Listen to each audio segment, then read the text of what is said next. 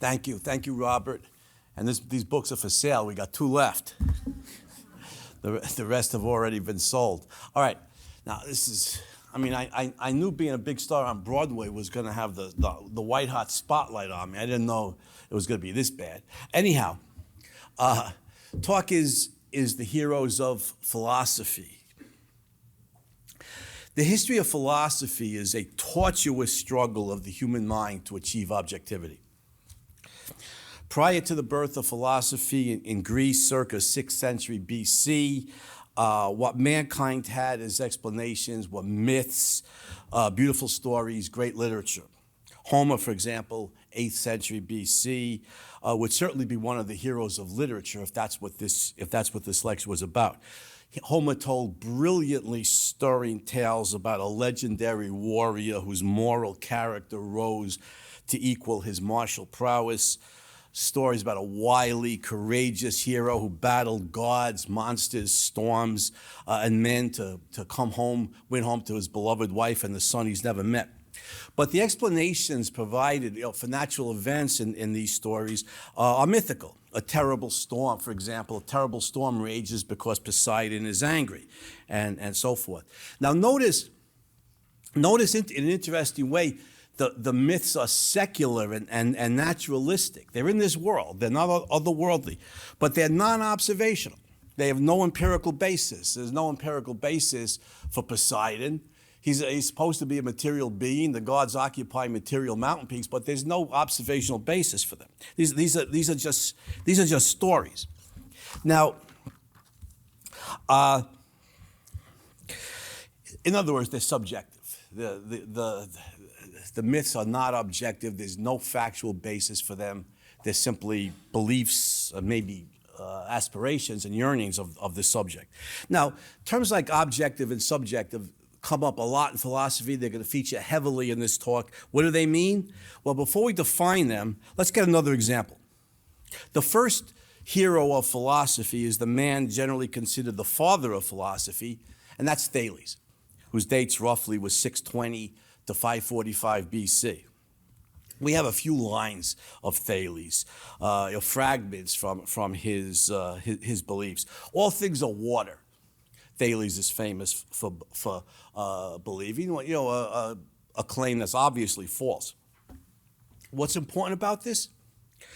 Notice the observational evidence it's based on, however mistaken. Thales observed that at some temperatures, water is ice. At other temperatures, it's liquid. At higher temperatures, it's steam. And that is, water exists in all 3 states of matter: solid, liquid, gas.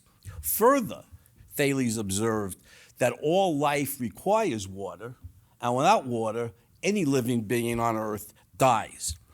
So notice the careful observation-based method. The conclusion's in error, but we're in the 6th century BC. He could be forgiven for this. We're looking for what the Greeks called the one in the many. The principle that unites the teeming diversity of nature. Now, water is a pretty good guess, and educated guess based on a great deal of observational data.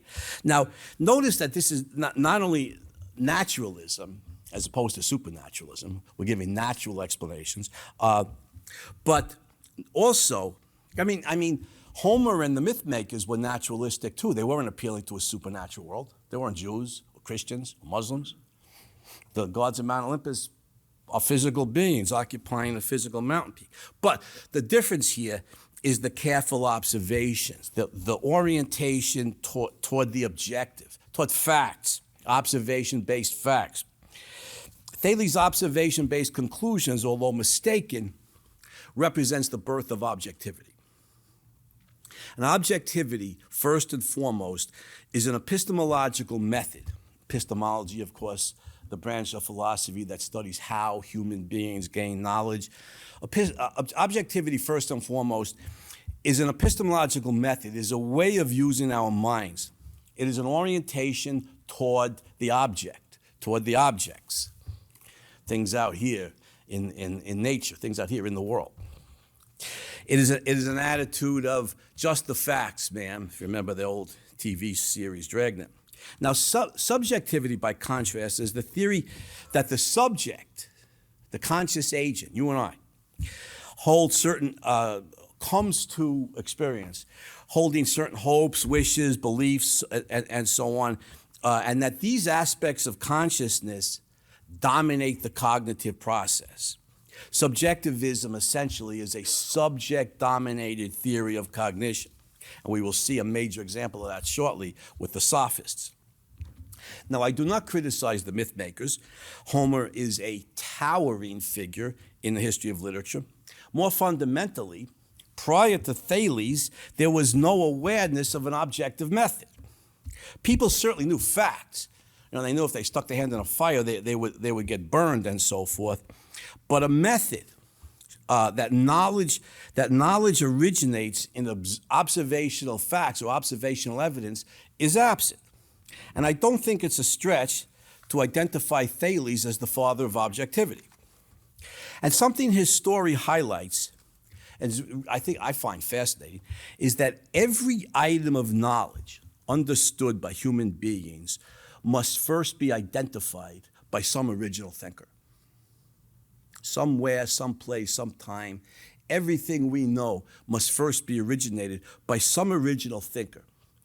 And I see Thales as one of those innovators referenced by Howard Roark in his courtroom speech in The Fountainhead, who ventured down new roads armed with nothing but his own vision, and it is surprising that he has not received more love from objectivist intellectuals.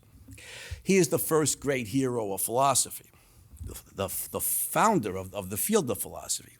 Now, the Greeks generally had a healthy dose of objectivity in their method, preeminently Aristotle, as we'll see. But subjectivism exists in an unhealthy dose as well, especially in the sophists and in the sophist attack on sense experience. Now, the sophists were a band of roving educators for hire. One of the reasons Plato hated them is because they charged money to teach. Plato was an aristocrat. And as you know, aristocrats believe that you get wealth by conquest and plunder. You don't work for it.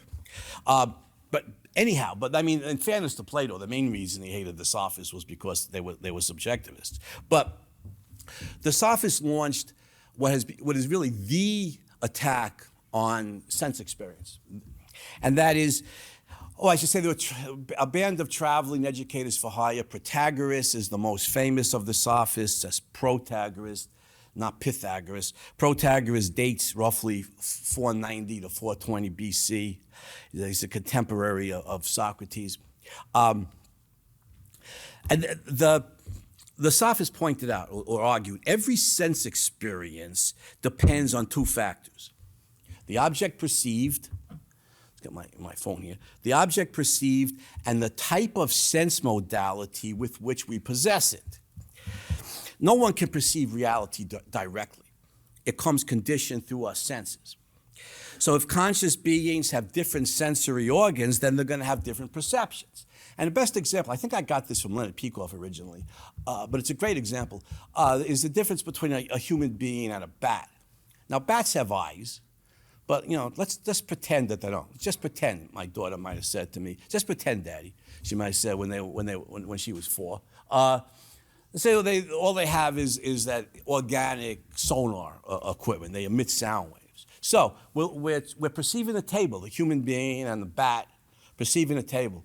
The human being perceiving it via eyes will observe a rectangular color patch, a brown patch, let's say.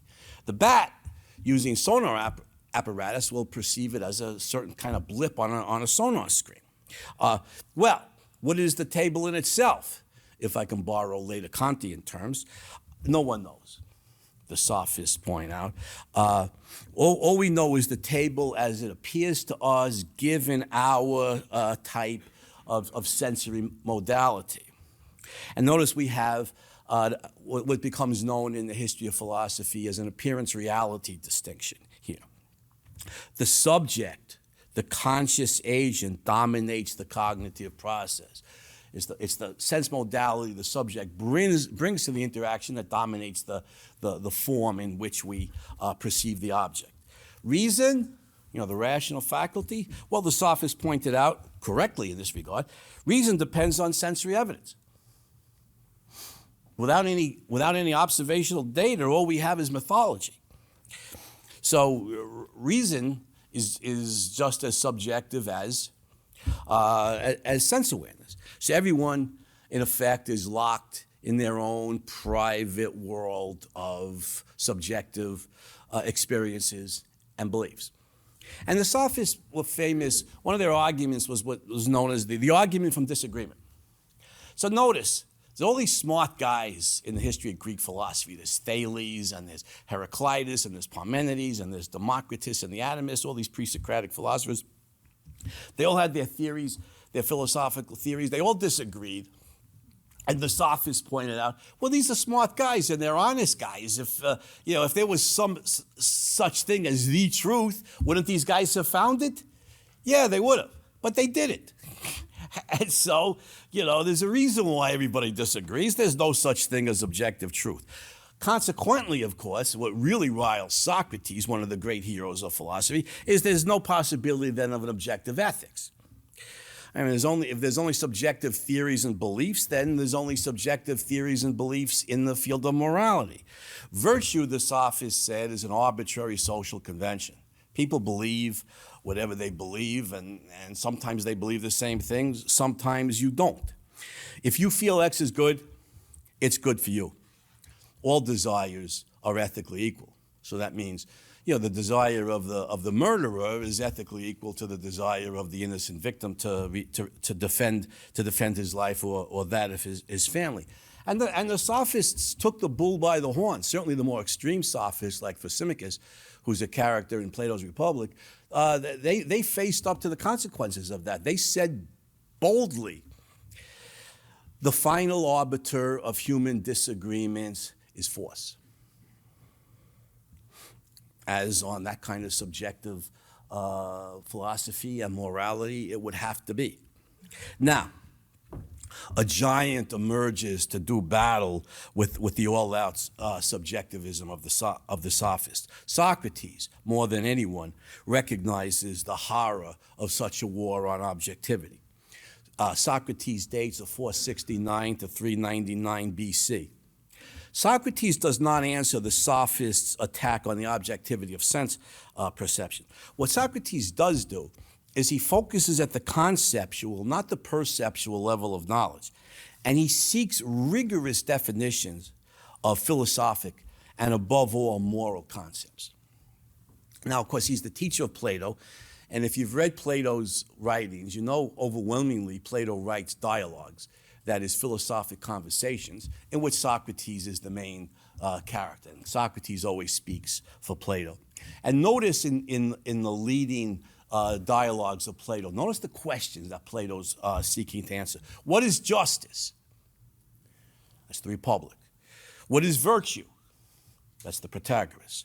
What is piety? That's the Euthyphro. What is knowledge? That's the Theaetetus. What is love? That's the Symposium. Plato, following his mentor Socrates, looking for rigorous definitions of these important philosophic and, in many cases, moral concepts.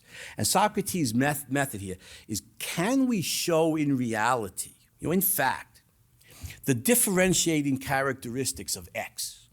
Can we identify the qualities shared in common by all members of X? By all examples of X, and that are unique to X. For example, if we can understand justice, and that's the theme of the Republic, if we can understand justice in this rigorous way, then we can act more justly. We can teach us it's the essence of justice to all persons of goodwill. We can apply it as citizens of the Athenian democracy to promote a more just society, and so forth. Socrates, for all of his personal religiosity, was a rationalist in ethics, in contrast to the irrationalism. As opposed to the irrationalism and subjectivism of the sophists. In brilliantly seeking an objective basis for moral principles, Socrates is the first great moral philosopher of history. In fact, moral philosophy is born with Socrates, and he is a towering hero of philosophy. And by the way, this often comes up in my class, in my philosophy classes. I'll get kids who are very religious sometimes, and I'll point out to them, look, you hold a religious ethics. That's your right. I'm not going to try and talk you out of it. But there are people who believe that in the absence of religion, there's no such thing as ethics. You probably heard that. And there's a technical term in philosophy for such a belief. It's called bullshit. Now, somebody can hold religious ethics as much as they want. That's none of my business. But to believe that morality requires religion shows an egregious ignorance of 2,500 years of the history of Western philosophy. Moral philosophy begins with Socrates. It's advanced by Aristotle. It originates with the Greeks, not with the Jews and not with the Christians. I just want to put that in here. Now, Socrates' heroism includes, of course, facing death for his principles, but above all, it's his powerful attempt, the relentless striving to establish the objectivity, above all, of moral principles. And notice how Aristotle credits him. Now, Aristotle, of course, is the founder of logic. There was almost no work done in the field before Aristotle. And the one person Aristotle credits is Socrates, whom he never knew. I mean, Socrates was executed by the Athenians in 399 BC, and Aristotle wasn't born until 384, 15 years later. But he credits, obviously he knew a lot about Socrates from both Plato and from other sources in Athens. But he credits Socrates as the one person who's done work in the field of logic before him, recognizing that the attempt to find rigorous and objective definitions of key terms is an important part of logic. Now, Plato, of course, is Socrates' best student. And Plato's dates 427 to 347 BC. He learns from Socrates this quest for definitions, the essence of what it means to be an X, the universal, the one in the many, what unites all dogs, different kinds, whether they're annoying Pomeranians or, dangerous pit bulls or, loving yellow labs. But they're all dogs. They're all very different. By virtue of what are they all dogs? What does it mean to be a dog? Now, dogs are different from one another, like I just said, and they come and go. And unfortunately, so do we. But they come and go. They go more quickly, unfortunately, for anybody who's a dog lover. But dogness, Plato calls dogness, the essence of what it means to be a dog, never changes. It's invariant. It's permanent. What it meant to be a dog in Plato's day, 2,000 years ago, is the same as what it means to be a dog today. But where is it? Where is dogness? Obviously, it's real because we know what it means to be a dog. We know the essence of dogness. But where do we find it? We can't find it in the world of experience, in the world of observation. In our world, there's only particular dogs. There's only dogs. There's no dogness. And so Plato makes the bold move in the game, claiming there must be a realm of ideas known to reason, not to sense experience, a world of ideas or a transcendent world that supersedes the empirical world or the observational world in which we live. Now, I'm not going to go deeply into Plato's metaphysics. We don't have time. But notice the consequences here. This is an important move if you look at philosophy like a chess game, this is an important move in the game. Because who studies or understands a world inaccessible to sense experience? Certainly not every man and every woman. They're busy dealing in the material world, in the empirical world, trying to scratch out a living. In the symposium, where the question is, what is love? Plato tells us that there's a hierarchy of love. And to have philo for Sophia, philosophy, the love of wisdom, is the highest type of love. And it's the trained philosophers who spend years studying, striving to reach this transcendent world that rises above this ideal world that transcends ours. So who has wisdom? Well, it's contained right in the name, philosophy, philosophia, to have love of wisdom. The lovers of wisdom, not the lovers of money, not the lovers of bodily pleasure, not the lovers of power. These are the ones who have wisdom. These are the ones who know the good, the form of the good, of goodness. Consequently, who should rule politically? Well, you see the essence of Plato's philosophy. A transcendent metaphysics leads inevitably to the political rule of the initiated spiritual elite. I'll say that again. This is the essence of Plato's philosophy. A transcendent metaphysics leads inevitably to a rule of the initiated spiritual elite. The logic here is impeccable. If a religious philosophy, and Plato's not a religious figure, he's not a man of faith, he's a man of reason, I get that. But his metaphysics is transcendent. It's about a spiritual world beyond this one. Anytime somebody holds a transcendent metaphysics, when that belief is dominant in a culture, it leads inevitably politically to theocracy. It has to. And you see it in the history of Christianity, Judaism, Islam. God is good. God is the source of good. God's commandments are the good. Well, who best knows God? The theologians, the clergy, those who spend their life studying God. If man's law is to put into practice God's law, who should rule? The theologians. A transcendent metaphysics, when culturally dominant, inevitably, always, without exception, leads to theocracy. And Plato's the beginning of this. Now, Plato is a profound thinker. He wrote brilliant dialogues. He glorified Socrates. He loved Aristotle. He mentored Aristotle. He did many good things. But I can't consider him a hero. The essence of his philosophy is otherworldliness in metaphysics and totalitarianism in politics, and I consider him a mixed case leaning heavily toward villainy. And notice something about what Ayn Rand calls intrinsicism. Intrinsicism, as she points out in her essay, What is Capitalism, is the idea that truth and good exist in reality. And religion is the best example of that. The truth and the good are in God. They're in reality. And we know them by some type of revelation, by some type of ineffable process. Well, notice Ayn Rand points out brilliantly that methodologically, intrinsicism reduces to subjectivism. Intrinsicism is methodological subjectivism. How? Why? Well, there is no transcendent world. So where does the religionist or the mystic get his revelations from? Their subjective desires, their personal beliefs. Plato's a good example. Plato yearning. Yeah, yearning's a good verb here. Plato yearning for the ideal world transcending this. It's a personal hope and a subjective desire. Ayn Rand is absolutely right.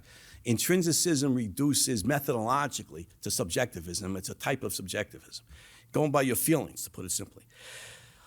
So, what Plato's enduring legacy is, he injects methodological subjectivism in the form of intrinsicism deeply into Western philosophy. That's Plato's, and his intellectual monument is Christianity, or at least the philosophic foundations of Christianity. Plato's enduring legacy is he injects methodological subjectivism in the form of intrinsicism deeply into Western philosophy. And what makes that particularly dangerous is he claims to be an enemy of subjectivism, going by your feelings. Now, this lightning tour through the history of Western philosophy. Aristotle arrives at the academy, Plato's school, age 17, in 367 BC. Aristotle's dates 384 to 322 BC. Now, to Plato, math was the paradigm subject matter. According to legend, he had a big sign over the front gate of the academy that read, "Let none who are ignorant of geometry enter here." That might exclude a few of us from study at the academy. Let none who are ignorant of geometry enter here. Now, Plato saw math as a series of abstractions providing a cognitive stepping stone from the lower world of sensory objects to a higher world of ideas. Now, I know it wasn't much known about algebra back then, but I'm going to use an example from algebra. So 3 times 3x equals 9x. 3 times 3x equals 9x. Does the truth of that equation depend upon what value we substitute for the variable x? No. Right? The truth remains invariant. We could be talking about 3 pennies, $3, 3 shoes, 3 suits of clothes, whatever. The truth of the equation remains invariant. 3 times 3x equals 9x. Notice then, x is an abstraction. It's an idea. It's not a perceptual level concrete. It's an idea that could subsume any number of perceptual level concretes. And so Plato says, math enables us to start climbing the cognitive ladder, the ladder of knowledge towards the transcendent world, towards the higher world, where true knowledge is to be found. And that ultimately is the goal of philosophy for Plato, is to transcend the natural towards the supernatural. Well, Aristotle has no interest in transcending the natural world. He's in love with it. One Aristotle scholar pointed out that Aristotle conducted a lifelong cognitive love affair with the world of nature. And that's beautifully put, isn't it? A lifelong cognitive love affair with the world of nature. This is Aristotle's orientation. To Aristotle, biology, not mathematics, and I'm not criticizing mathematics. It's obviously an important subject. But I'm just pointing out, Aristotle had a very different view than Plato. Biology was the paradigm subject matter. And biology, as you guys know, is preeminently a get your hands dirty subject. You're dissecting and maybe vivisecting. You're getting blood and guts. Or look at this, Plato. The cow has 4 stomachs. And Plato, that's disgusting, Aristotle. Yeah, it's just, I'm more concerned with cowness. Don't show me the blood and guts of a cow. But that's the difference, but the major difference between these two great philosophers. And Aristotle is known in the 21st century as one of the greatest biologists of history. Aristotle and Charles Darwin are the 2 thinkers who most advanced our knowledge of the life sciences. That's widely accepted today. You could read that book by Armand Marie Lois, The Lagoon, How Aristotle Invented Science. Lois published, I don't know, within the last 10 years. Lois is a biology professor. He's not a philosopher. And The Lagoon, How Aristotle Invented Science, is a lot of technical biology. But it's just indicative of where we stand today in the recognition of Aristotle as one of the great biologists of history. So observable facts are the starting point of reasoning. Aristotle's very clear on this. For example, observable facts. I think it was John Herman Randall, a great Aristotle scholar, who pointed out about Aristotle. Although he recognized that facts themselves don't give us knowledge, we need a theory to explain the facts. The facts are much more certain than any theory could be. When Aristotle wrote on politics, for example, he gathered together all of the constitutions he could get his hands on from different city-states, and he studied them, looking for the principles of political philosophy. When he studied animals, and he was a great biologist, he studied animals before he wrote on them. He studied reproduction and growth, nutrition, local motion, and so on, as the basis of his writings on biology. Aristotle's also the founder of the field of logic. He's the greatest logician in history. He's the founder of the field. And he's the master of deductive logic. And he created the syllogism, the essential deductive argument. I'll give you an example, simple example. All cats are carnivores. Morris is a cat. Therefore, Morris is a carnivore. Ayn Rand loved Morris, by the way, the 9 Lives cat. She tried to buy him. But it took a lot of 9 lives to lure Morris away. But anyhow, notice this argument is sound. All cats are carnivores. Morris is a cat, therefore Morris is a carnivore. Meaning every premise, in this case too, every premise is true and the reasoning is valid. Meaning the conclusion follows necessarily from the premises. This is a syllogism, a deductive argument in which a conclusion is drawn from two premises. Aristotle, formulates he's the first one to identify this form. But notice, although he's the master of deductive logic, notice the question here in deduction, moving from the general to the particular. But notice the question Aristotle asks. How do we know that first premise is true? All cats are carnivores. How do we know that? Well, he points out we know that by experience. We know that by sense perception. We know that by one cat at a time. We know it by induction. Moving from the particular to the general. Inductive reasoning is fundamental. Aristotle, the master of deduction, points out inductive reasoning is fundamental. Not to say it's better or more important. We need both. But it's the foundation. It comes first. Is the foundation of a skyscraper more important than the 50th story? No. But it comes first. This is how human beings gain knowledge. And this is of the utmost importance. How do we gain knowledge? By logical, non-contradictory thinking about observable facts. This is the method of rational cognition. How do human beings gain knowledge? By logical, non-contradictory thinking about observable facts. Not about myths or subjective beliefs or faith-based beliefs, but about observable facts. Now, Aristotle may or may not have known something about Judaism. I mean, his student Alexander conquered the Persian Empire, including Judea, but he certainly knew Greek mythology. So look at the example. So in Greek mythology, Athena, goddess of civilization, patron goddess of Athens, Athena springs fully developed from her father's head. Now, I hate it when that happens. That's painful. But she doesn't have a mother.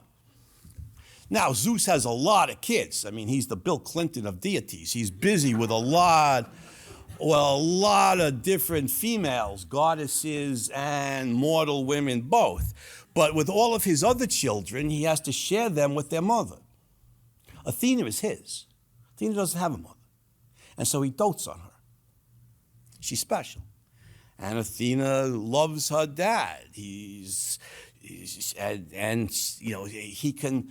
loyal to him. And so he could trust her. And so he trusts her with the thunderbolt.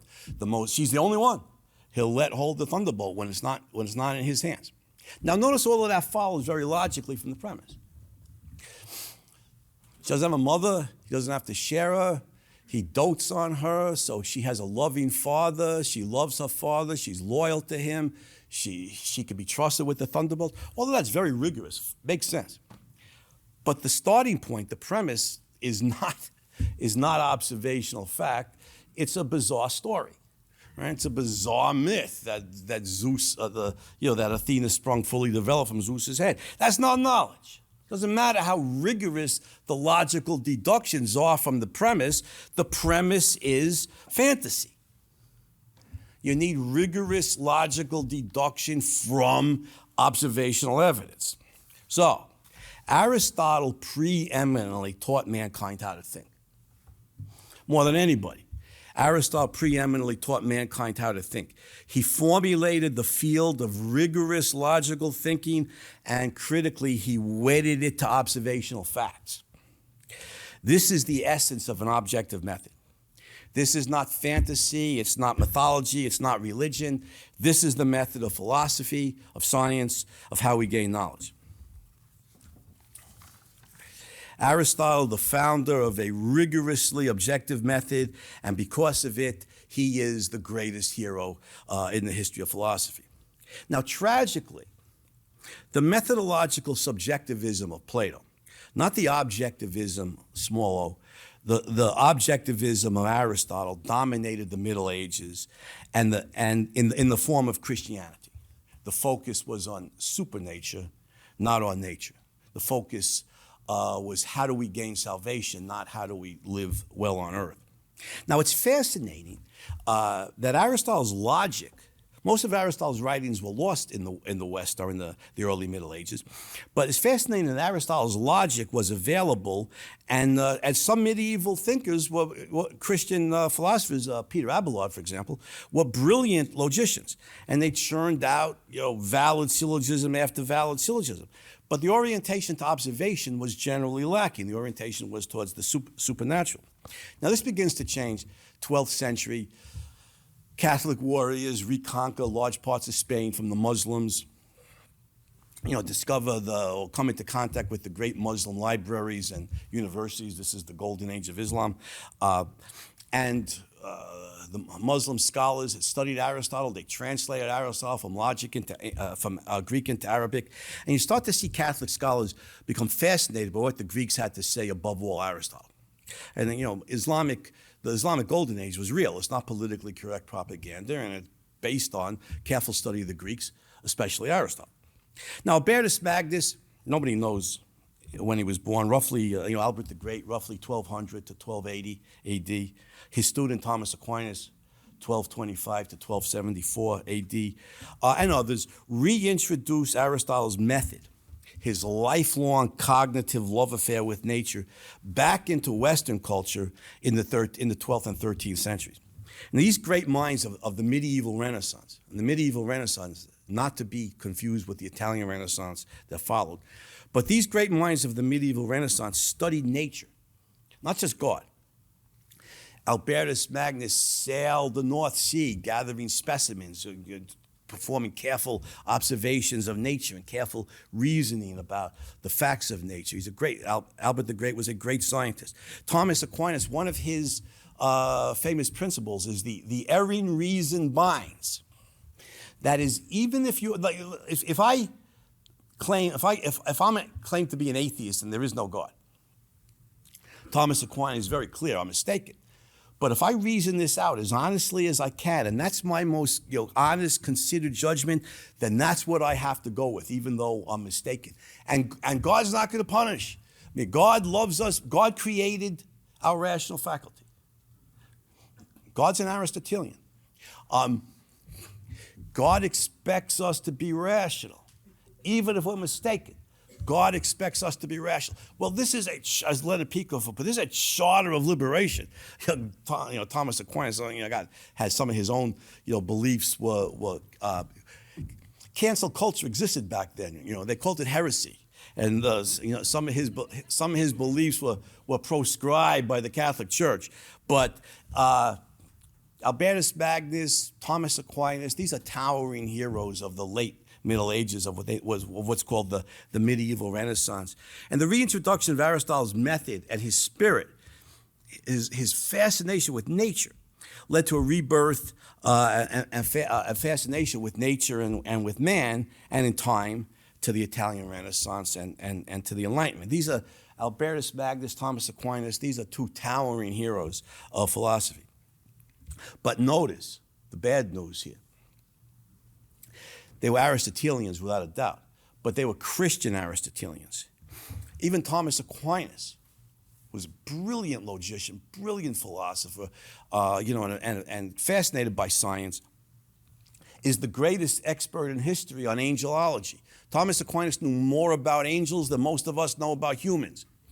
I mean, he churned out he knew the definition of angels.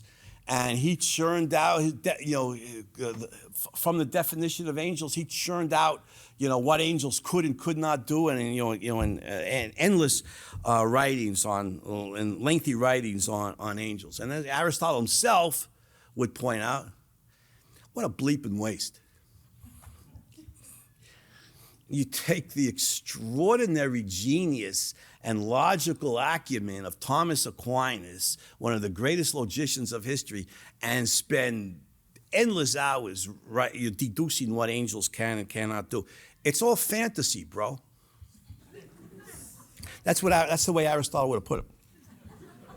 Now, in later centuries, well into the modern era, many Christian Aristotelians were known as scholastics, or the schoolmen. Now, tragically, the Christian element dominated over the Aristotelian element. The scholastics generally rejected Aristotle's evidence-based method and clung to his content like authoritarian zealots.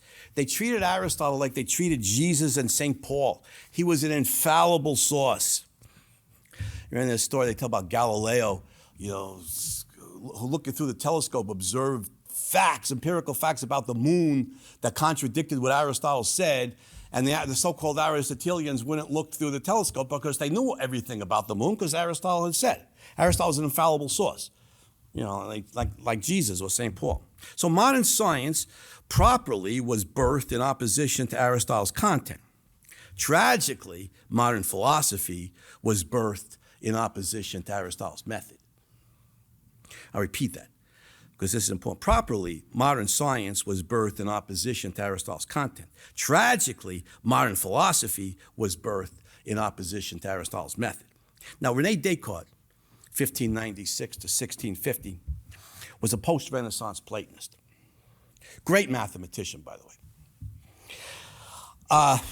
And unfortunately, the father of modern philosophy. Now, Descartes seeks certainty. And he claims to find it in the cogito. Cogito ergo sum. I think, therefore I am. Now, what's this? And Descartes says, well, imagine there's some demon who rules the world. That I want certainty. He delights in deceiving me. But even if the demon is deceiving me, there's one thing about which I can't be deceived, and that is that I'm a conscious being. Because if I'm deceived, that's a state of consciousness. You can't deceive a rock. You can't deceive an unconscious being. And so this is Descartes' axiom, the existence of the self. Now, there's several problems with this. The major one, of course, is that Descartes eschews knowledge of objects as primaries. He starts with knowledge of the self, the subject, as his fundamental. From the existence of the self, he proves the existence of God, and then finally the existence of an objective world. This is known in the history of philosophy as the prior certainty of consciousness. It's an example of what Ayn Rand calls the primacy of consciousness. Now, a claim, call it X, is to be proven true by reference to the subject, not by reference to empirical data or by facts, but a claim is then, therefore, is to be proven true by reference to the subject, to the content of consciousness. Now, Descartes believes in innate ideas, like Plato did, that we're born with ideas in our mind. Plato thought the soul had them from sojourn in a prior life in a higher world. Descartes thinks they're embedded in our mind by God. But we start with these innate ideas, and then we could churn out our deductions from them. This is how we gain knowledge. It's known as rationalism, rationalism and how it contrasts with empiricism, which is observation-based. Now, Aristotle's method of looking to the world, looking for observable evidence, is repudiated. Along with the mistaken scientific conclusions of Aristotle, we have thrown out his objective method. Now, notice something what they say about a lot of people point out about the history of philosophy. Generally, the Greeks, in searching for truth, looked outward to nature. The medievals, in searching for truth, looked upward to God. And the moderns, looking for truth, look inward into the self. And this is Descartes' legacy. Nevertheless, Aristotle makes a strong comeback in the figure of John Locke, 1632 to 1704. Now, Locke is a medical man and an empiricist, sharing both with Aristotle. An emphasis on observation and an orientation toward health and life. It's interesting, isn't it? Descartes shared with Plato this fascination with mathematics. Locke shares with Aristotle's fascination with biology. He's a medical man. And the orientation toward healthy life. Locke shows that all ideas, no matter how complex, are based on observation, not thoughts embedded in our souls by God. He devastates Descartes' version of innate ideas, like Aristotle had devastated Plato's. Locke is to Descartes what Aristotle is to Plato. Locke is Greek. I mean, he's a Christian, but he's Greek and Aristotelian in his orientation. Knowledge of nature knowledge is of nature fundamentally, of the objective world, and it's striking that just as each generation must fight anew for its liberty, so each generation must fight for its objectivity. And I think the former is true because of the latter. Now, there is a relationship here. It's not an accident that Locke's two treatises of civil government are landmark works in the struggle for individual rights and personal liberty, or that the U.S. founders studied Locke. We've seen the relationship between otherworldliness and dictatorship. Notice the relationship here between an objective method and political liberty. If all knowledge originates in observation, then this liberates every man. Every man and every woman are dealing with the empirical world, trying to make a living. They're observing. If every man gains knowledge and can be a rational being, if every man gains is aware of observable facts, reason is based in observable facts, as Aristotle pointed out, then every man could gain knowledge and every man could be a self-governing being. And you see the relationship here between an objective, observation-based epistemology and political liberty. And you see it very clearly in Locke. So, Locke's observation-based method provides a deep foundation for the cause of human liberty. And Locke is a towering hero in the history of philosophy. But he is a flawed hero, to put it mildly. In fact, his epistemology is a muddled mess. For example, along with Descartes, Locke holds what's known as the causal and representational theories of knowledge. Now, the causal theory says that this object causes our perception, but it's not the object that we're aware of, it's the perception. And the perception represents or resembles the object. Well, you see the problem with that. If we don't know the object, how do we know that the perception resembles it? We can't. If we didn't know George Washington, we couldn't know that Gilbert Stuart's painting of him is a good likeness. And so Locke, despite himself, in the end, ends up as a subjectivist. What we know are our perceptions. The object causes them, but we don't know the object. We know our perception of the object. And so, in effect, we're locked. Locke has us locked in our minds. So despite Locke's orientation towards the objective world that supposedly causes our perceptions, he ends up as a subjectivist. And David Hume and Kant build on this. Hume, 1711 to 1776, agrees with Locke. We know only impressions and ideas, he says. Impressions, in Ayn Rand's terms, are sensations. Here now red, here now cold. Sensations, what Ayn Rand calls sensations, Hume calls impressions. They're immediate awareness. And then what Hume calls ideas are just vague kind of memories of them. Now, Hume's most famous and influential critique is of causality. And this is what awakens Kant from his dogmatic slumbers, prompting Bertrand Russell much later to say he wished that somebody had been there to administer a tranquilizer and put Kant back to sleep again. Something that I strongly agree with. But Hume's critique of causation. I stick my hand in the fire, I get burned. We see the spatial and temporal contiguity there. There's no problem with that. I stick my hand in the fire and I get burned. But Kant says causality or causation requires more than spatial and temporal contiguity. It requires necessary connection. And I have no awareness of necessity. The thing happens, but there's no experience that it must happen. And similarly, Hume says, we believe in causality by custom. We're too lazy.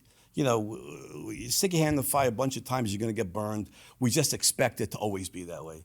And we're too lazy to really pay attention to our experiences and notice that there's no direct awareness of the must. And similarly in ethics. So if Bernstein says working hard and supporting yourself by hard work is good, Hume's analysis is, well, I can see people working hard, I can see them sweating, I can see them getting paid, I can see them putting money in the bank, but where's the good? There's no experience of good. There's no impression of it. And consequently, value judgments are nothing more than expressions of subjective preference. So that means Bernstein values hard work. That's all. So this is Hume's approach to ethics. Now Kant, who's 1724 to 1804, Kant read Hume very carefully, and he agrees with Hume. That is, if we go by direct experience, there's no way to explain causality or entities or value judgments. Any attempt via objectivity to achieve these things is hopeless. Hume showed there's no way to validate causality, as the famous example, by an objective method, by starting with the world. So Kant proposes what he calls a Copernican revolution in epistemology. Just as Copernicus said, well, we can't explain the orbits of the planets by believing that the sun revolves around the planet, so let's try the other approach, that the planets revolve around the sun. And voila, it made sense. So perhaps, Kant says, perhaps the mind does not conform to the world, as the Greeks had thought. Perhaps rather the world conforms to the mind. And so Kant theorizes and claims that the human mind has specific filters, what he calls categories, which are really organizing activities, by means of which it structures its experience. So the mind has a causality filter. We're always going to experience, there is a must there, not because it's in the objective world, but because it's in the subjective world. We're always going to experience sticking your hand in fire as getting burned, because this is the way the mind orders its experience. The raw data comes in from the outer world, and the mind structures it to create what we have, the human world. This is human nature, Kant says, and it's the same for all. In structuring our world, we make it a human world. And what about the non-human world, you ask? What about the world as we do not experience, the world independent of our consciousness? Well, that's unknowable. And Kant draws a distinction between what he calls the phenomenal world and the noumenal world. The phenomenal world is the world that our mind creates, and the noumenal world is the world in and of itself as it is in itself. We can't know it because the only thing we can know is the world structured by our own organizing activities. We can't get outside those organizing activities to know anything because they're preconditions of knowledge. So notice here the complete triumph of the sophist's approach to cognition. I mean, in effect, what Kant does is he applies the sophist's principle to conception as well as to perception. And the principle is consciousness is something. Consciousness has identity. And therefore, consciousness conditions the world that we know, whether via percepts or concepts. And so the world is constructed by the mind. Kant injects subjectivism deeply into philosophy. My own take on this, the way I think of it is Kant, in technical objectivist terms, Kant intrinsicizes subjectivism. Kant intrinsicizes subjectivism. What does that mean? It means that a subject-dominated epistemology is now necessitated by a feature of metaphysical reality, an unchanging and unchangeable human nature. I repeat that. Kant intrinsicizes subjectivism. And what I mean by that is a subject-dominated epistemology is now necessitated by a feature of metaphysical reality, an unchanging and unchangeable human nature. But is it, Hegel asks, is it unchanging? Hegel, whose dates are 1770 to 1831, says no. Several things. First of all, what Hegel says, Kant claims the noumenal world is unknowable. If that's so, then Kant can't know it. As Leonard Peikoff would say, out. And this is the noumenal world is out. And I remember Dr. Peikoff and Alexis saying, say goodbye. Kant's noumenal world is the last mention of an objective world in the history of philosophy. It's leaving. So say goodbye to the objective world. Hegel dispenses with it. And then a critical point of Hegel is that the basic categories, Kant's organizing faculties, by means of which we structure our world, vary from culture to culture and from era to era. And this is a big move in the game, because notice then what follows. Different groups now organize the world differently. Sound familiar? Yeah. Marx claims that economic classes, the bourgeoisie and the proletariat, have different logics, different means of organizing their experience or understanding their world. The Nazis claim there's Aryan truth and there's Jewish truth. There's different ways of understanding the world. Feminists often claim that there's male truth and there's female truth, and the women organize their experience differently than men, cognize differently.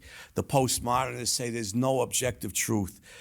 Each race, each gender, each economic class has its own method of collating its experience, its own truth. These are all outgrowths of Hegel's development out of Kant.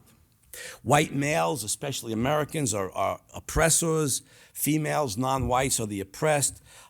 We can go on and on with this. Notice that the few white supremacists who are still around, Richard Spencer, for example, are distinctively in this Kantian, Hegelian, postmodernist tradition. Richard Spencer says things like, white experience is different from non-white experience. White voices need to be heard, and so on.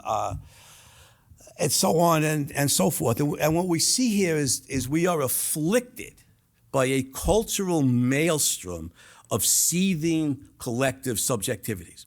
We are afflicted by a cultural maelstrom of seething collective subjectivities, and we are being pushed remorselessly toward race war and class war. See Antifa with their signs, no war but class war. Now, we need a powerful philosophic voice to validate objectivity and individuality against collective subjectivism. Ayn Rand, of course, is that person. Her dates 1905 to 1982. Sense perception, we're running out of time here, right? Yeah, okay, well, we got to finish, so. Ayn Rand's argument on the object, no, it's not object. Ayn Rand's argument on sense perception is fascinating. She says we need to distinguish between the object, the means, and the form of perception. The object of perception is the phone. What we know is the phone, not an appearance of the phone. We know the phone. By what means? In this case, by eyesight. In what form? It's a color. It's a black rectangular patch, but it's the object that's known. It's reality that's known. And think of it. I think of this. Think of the metaphysics of epistemology here. The phone is what it is, law of identity. The perceiver is what the perceiver is, and consequently, the interaction is a strict identity interaction. We perceive the phone as we must, given our sense modality. And the bat perceives it as the bat must, given its sense modality. It's a direct outgrowth of the law of identity. There's no other way for us to perceive it. There's no other way for the bat to perceive it. And so, again, there's no appearance-reality distinction here. What's perceived is the object in the form appropriate to a being with this type of sense modality. There's no other way. There's no other way that perception, that interaction could take place. Universals, of course. We unite particulars into classification by reference to observed characteristics shared in common. We hold in abeyance the specific amounts. Lions and tigers and house cats, oh my. They're the same kind of being. They have the same observed characteristics. They differ only in size. They differ only in quantitative aspects. Values, how do we get an ought from an is? What's the relationship of values to facts? Notice what Ayn Rand does, and this is what makes her the greatest moral philosopher in history. Notice the way she tweaks the question. She doesn't ask the question, what's the relationship between values and facts? No, she asks the question, what is the fundamental fact of reality that gives rise to the whole phenomenon of valuing? She asked the question, what is the fundamental fact of reality that gives rise to the whole phenomenon of valuing? And when you tweak the question in that way, it points you directly towards the answer. It's only because living beings have to attain certain goals in order to sustain their lives that good and evil come into existence. Now, going through this quickly, who's alive? Living beings. Who's alive? Individuals. How do we know that? Direct observation. Remember the Borg from Star Trek? The Borg is a great sci-fi creation, but it is not reality. There's no collective being. There's only individuals. Individuals make choices. How do we validate that? We validate free will ostensibly. Introspect, turn mental attention to mental processes, and you be aware of yourself in the act of making judgments and choosing between and amongst all alternatives. Individuals notice, cognize individually. So if I sit down and talk with Bernie Sanders, we're not going to agree on anything. Even the fact that, we're both white, we're both males, we're both Westerns, doesn't matter. We'll disagree on everything. But if I sit down and speak with Ayaan Hirsi Ali, we're going to agree on quite a bit. Even though, she's female, I'm male. She's black, I'm white. She's third world, I'm Western. The idea that, that our thinking is determined by race or tribe or gender, it's not just false, it's stupid. I mean, if that were the case, married couples, there are a lot of married couples who are happy together. They communicate all the time. There's no, if there was male truth and female truth, they wouldn't be able to arrive at a meeting of the minds and so on. How do human beings create values their lives requires? By means of the mind. It's Atlas Shrugged. Does the mind require some social condition? Yes. Individual rights for all human beings. Is there some fundamental moral prohibition necessary to protect individual rights? Yes, we must ban the initiation of force. What is the proper response to Nazis, communists, and other collective subjectivists pushing us toward race war and class war? Go bleep yourself, you little bastards. Now, if you wanted a little more philosophic, human life, not death and destruction, is the objective standard of moral value. This is attained by rational creativity and a society of individual rights, protecting all human beings. Almost done. Aristotle taught mankind how to think, a lesson that perhaps one day we'll learn.